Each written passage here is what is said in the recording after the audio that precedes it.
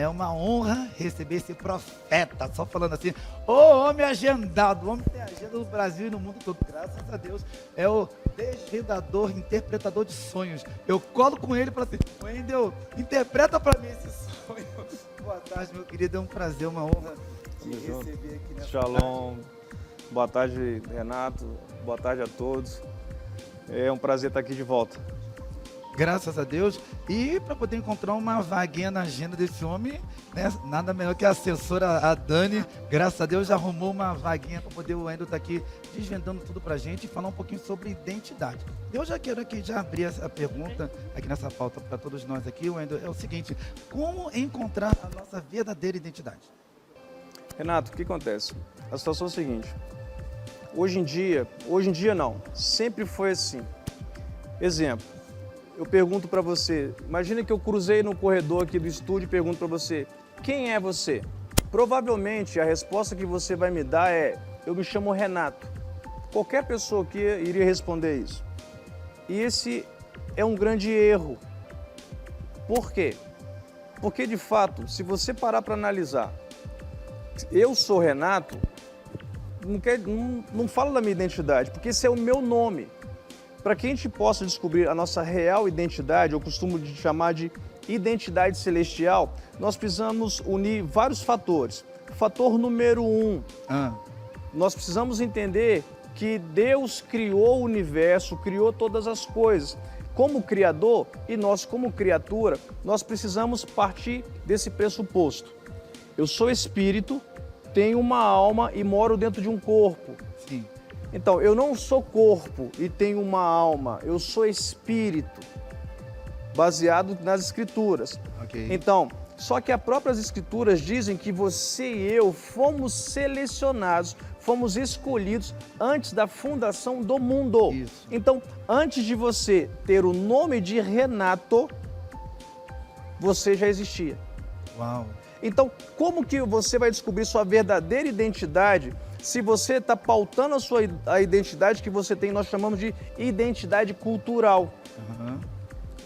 Eu sou Renato, essa é a minha identidade. Isso chama-se identidade cultural. Isso é uma das dimensões, das suas 7 dimensões de identidade. Para que você possa, de fato, começar a caminhar alinhado à sua real identidade, você precisa entender que sua identidade ela é um mistério que está guardado na mente de Cristo. Uau! E essa identidade, Wendel, ela começa a ser revelada na vida da pessoa a partir... Tem uma idade específica que a gente começa a desenrolar, diversificar essa identidade? A identidade de um filho vai estar sempre na mente do pai. Sim. O nosso Criador, mas também do nosso pai biológico e da nossa mãe. Sabe quando que a identidade do filho começa a ser revelada? Hoje não é o tema de sonhos, mas você sabia que os pais começam a sonhar com a identidade dos filhos? Sério? Vamos pegar um exemplo, José. Eu pensei nisso agora. Pegou? O próprio pai de José, ele teve um sonho, ele teve uma visão profética da identidade do filho. Na cultura judaica, diferente das outras culturas, não se coloca o nome de um filho, o nome de uma criança, porque o nome soa bem ou o nome é bonito. Na verdade, só se coloca o nome de uma criança a partir das suas características. Assim o povo judeu, assim se dá o nome a uma pessoa. Vou dar um outro exemplo muito clássico, muito básico. Eu pergunto para você, o que você é? Eu sou apresentador. O que você é? Eu sou um advogado. Então, sua identidade ela não pode estar baseada nas suas decisões. E esse é um erro global. Vou explicar. Se você é de família de médicos e o seu pai gostaria que você fosse médico, mas e se esse não é o seu propósito? Então, você está falando que a sua verdadeira identidade ela está pautada em uma decisão. E se você tomou a decisão errada? Então você não sabe quem você é. Uau. Rapaz, o Wendel falou algo que tem tudo a ver com a minha vida. Porque eu sempre quis ser apresentador, desde meus 8 anos de idade. Sempre quis, minha vida inteira. E meu pai, meu pai como foi militar e advogado, minha mãe pedagoga, sempre queria que eu fosse militar. A vida inteira meus pais queriam que eu fosse do militarismo. E eu... Influência seguindo- cultural. E eu queria sempre seguir a carreira artística. Vim começar a desenvolver essa identidade naquilo que eu tinha como propósito na minha vida depois dos 35 anos de idade.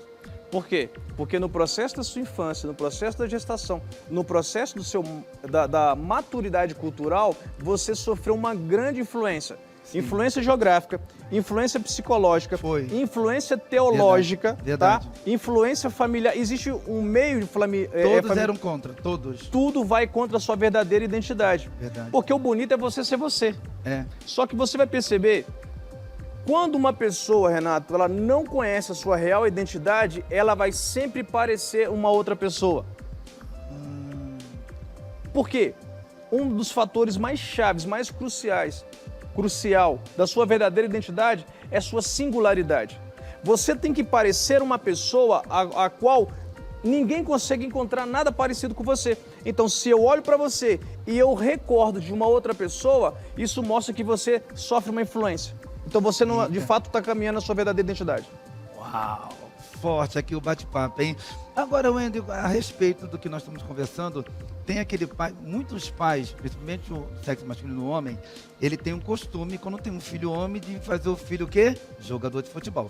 E muitas mães têm um costume de fazer das filhas ser o quê? Artistas. Mas, no decorrer do tempo, lá para os seus 9, 10, 11, 12 anos de idade, essas crianças, elas não querem seguir essa carreira. Elas querem ir para outro objetivo, outro propósito. E os pais querem ficar forçando os filhos a serem aquilo que eles designaram.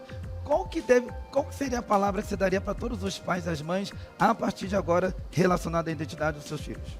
É simples. Você pai, você mãe que está nos assistindo. Se você consegue perceber que na etapa da infância dos seus filhos, seu filho ele não tem muita facilidade com matemática, mas ele tem uma desenvoltura para as artes. Em vez de você pagar uma escola particular para forçar a dimensão da matemática nessa criança, não faça isso. Aprenda uma coisa, Deus colocou na vida de cada pessoa uma habilidade extraordinária. Essa habilidade extraordinária pode ser jogar futebol, pode tocar um instrumento, pode fazer qualquer coisa. É uma habilidade que o próprio Deus coloca dentro dessa pessoa, no seu espírito, de forma congênita. Então, em vez de você querer fazer aquilo que é difícil, você tem que pegar algo que você já faz com tanta facilidade, é tão fácil para você, só que uma outra pessoa se esforça muito para tentar aprender. Então, observe seu filho, veja qual é a desenvoltura, qual é a inclinação que ele tem e invista nisso, porque você vai descobrir uma habilidade extraordinária que vai gerar toda a prosperidade para o cumprimento do propósito do seu filho.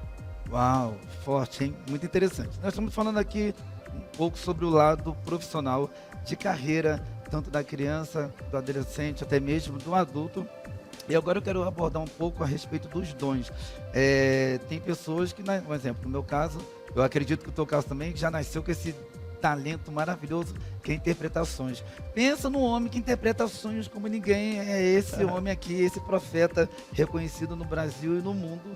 Você dá um sonho para ele e é fração de segundo. É interessante isso, né? Até mesmo aqueles que já são dotados de dons espirituais, seja dom de profecia, dom de interpretação de sonhos, ou até mesmo línguas. Dom de línguas.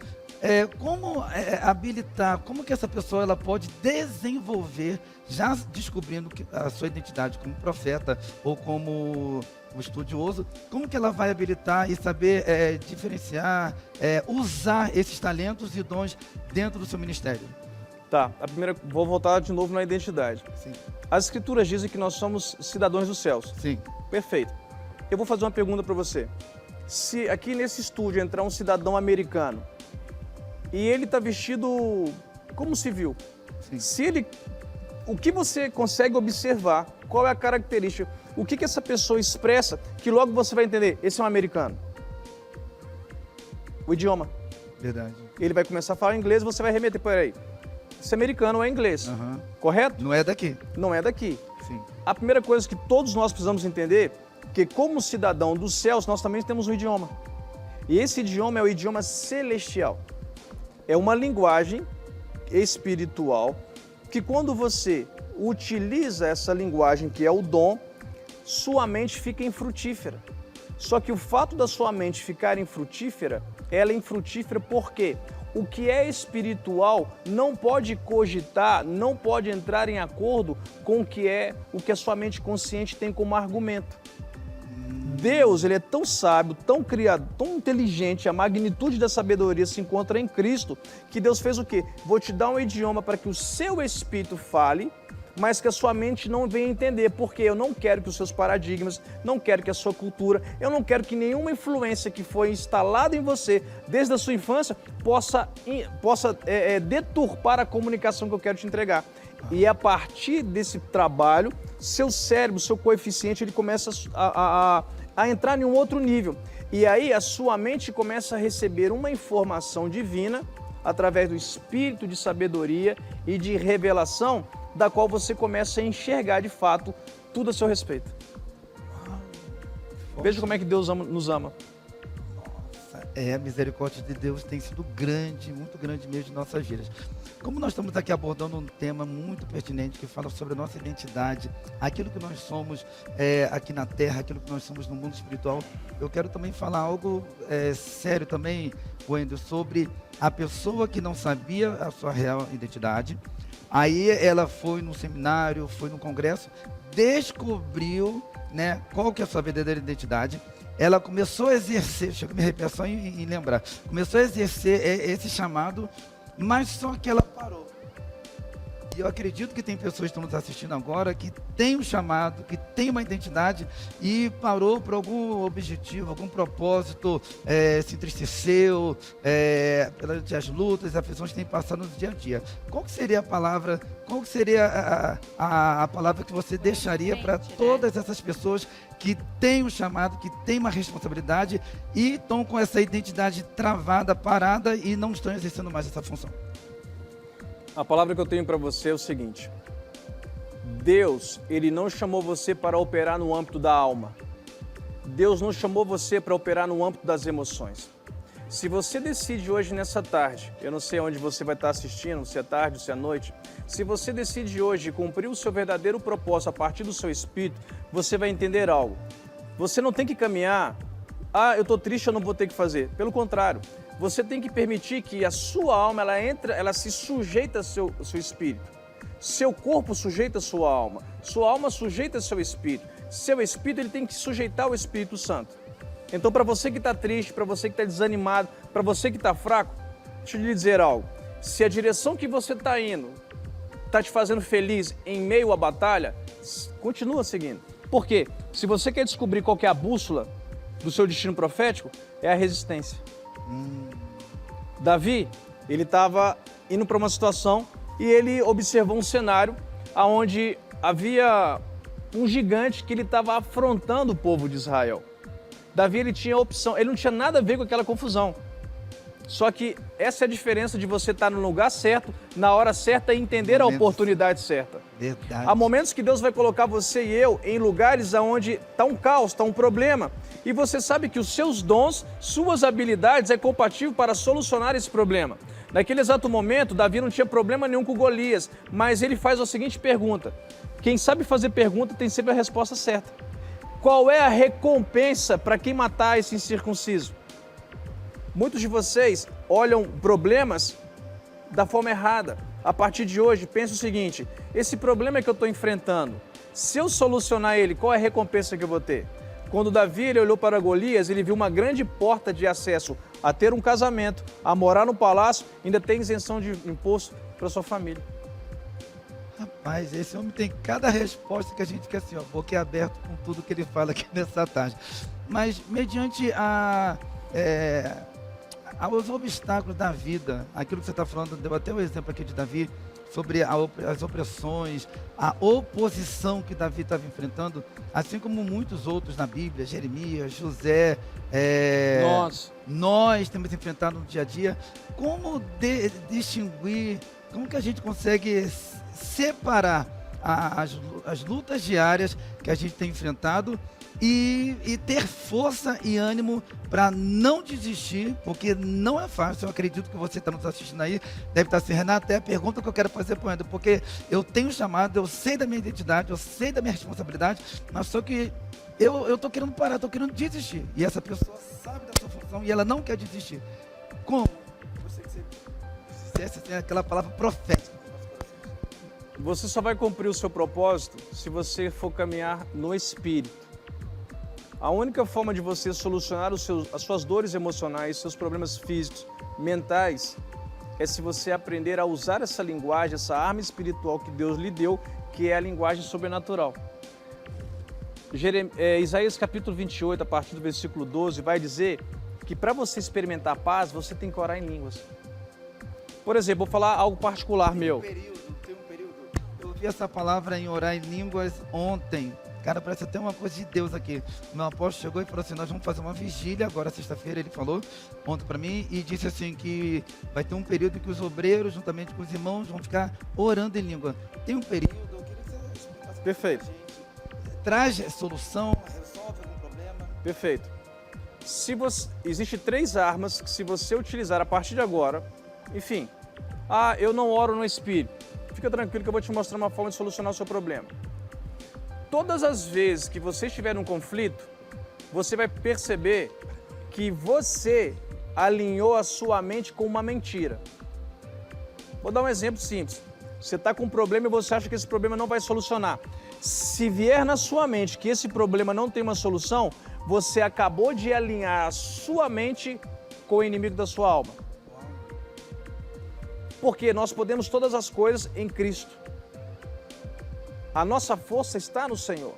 Então, para você que está em casa, que você não entende nada de espiritualidade, se você se agarrar, se você se prender a apenas uma promessa, um versículo das Escrituras, e você citar ele, você vai perceber que tudo vai começar a solucionar na sua vida. Quando você entra em acordo, na sua mente você pensa em uma promessa, você entra em alinhamento e acordo com Deus.